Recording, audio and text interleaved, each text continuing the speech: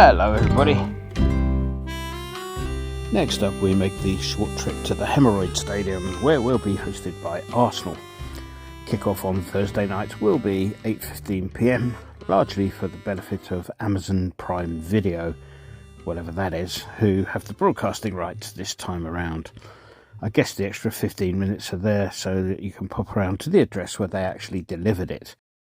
Having signed Declan Rice in the ultimate display of using a Rolls Royce for muck spreading, the season has been going quite well for them, though they have ridden their luck on occasion, benefiting in part from Manchester City's decision to take an early mid-season break, much like last season really. Their luck manifested itself in the refereeing in a match-up at Liverpool, where a rather blatant penalty was not referred to VAR, much in the way as the one that Thiago got away with at the Olympic Stadium last season, which ref Kavanagh failed to revert to the video guys due to PGMOL being just as bent as Liverpool. On Arsenal, having won 12 and drawn 4 of their 18 played so far, they sit in second place behind the aforementioned Liverpool.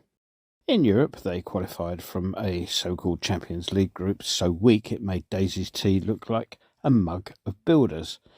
Of course, they got their backsides handed back to them in the League Cup, having gone into the match with a complacent air that made the deserved victory all the sweeter.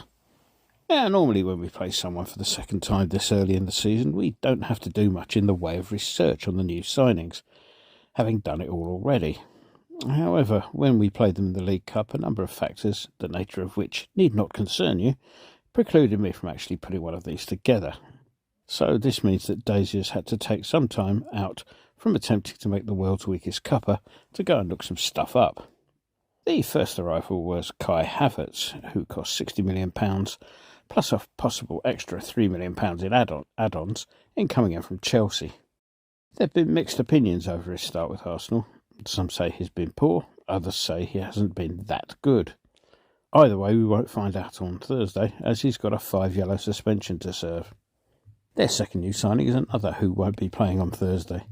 Jurrien Timber signed for £34 million, rising to £38 million from Ajax, but he did his anterior cruciate ligaments in on his debut back in August. No date has been set for his return, but ACLs being what they are, it's a fair bet that the central defender won't be adding to the 15 Dutch caps he has amassed so far anytime soon. Their third signing of the season was, of course, Declan Rice, who elected to take on the challenge of trying to get them a trophy. I mean, it's interesting, you can't really blame him for wanting to try to bring lesser clubs into the realms of trophy winners. It does seem sad to see him playing his trade in such reduced circumstances. Hopefully he'll come to his senses one day and head off to somewhere overseas, perhaps at the end of this season, leaving the swivel-eyed loons that comprise their support to reminisce fondly about how he won them the Charity Shield that time. They also brought in David Raya from Brentford on a season-long loan. This has caused some sort of existential crisis amongst both club and support, as they try and work out who is the least worse out of him and Ramsdale. The indecision amongst the swivel-eyed loons is amusingly similar to that they had when they couldn't quite decide whether Wenger should stay or leave. One might usually look to Piers Morgan for guidance. Simply choose the opposite of whatever he says is a good rule by which to live one's life. However, neither of us could lower ourselves to look at his social media presence, so I guess we'll never actually know. Let's move on, shall we, to the wild and wacky world of association football. Now, there have been 2 new additions to the list of Premier League officials, which the media has been getting rather in a tizzy about.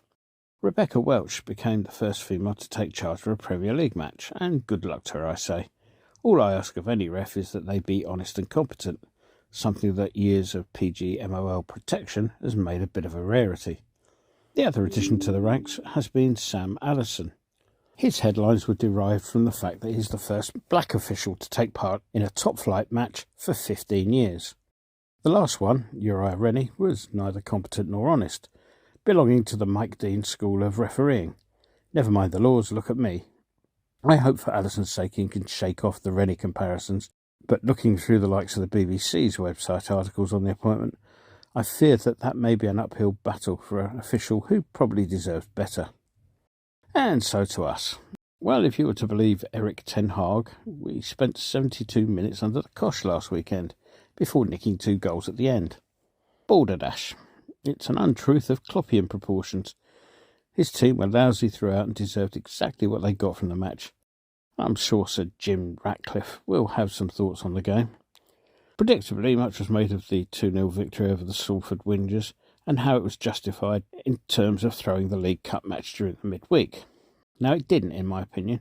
We should have been able to put out teams capable of getting something out of both matches. Still, the 3 points were most welcome. On the injury front, it, as you were, again, may be more likely to start on Thursday, having had a few more days to recuperate from the bug. Antonio will still be in the new year. Prediction? Well, they always get the rub of the green from the match officials over there. Last season, Oliver was forced to overturn a blatantly wrong penalty decision after giving a handball against Antonio when the ball clearly hit the player on the head. So I'm not optimistic. I think we're probably in for a repeat of last season. So the £2.50 that I was going to put on the horse that Daisy owns, don't ask. It will instead be going on a home win, sadly. Make it 3-1 to Oliver. I mean Arsenal, if you will, Mr. Winston. Enjoy the game.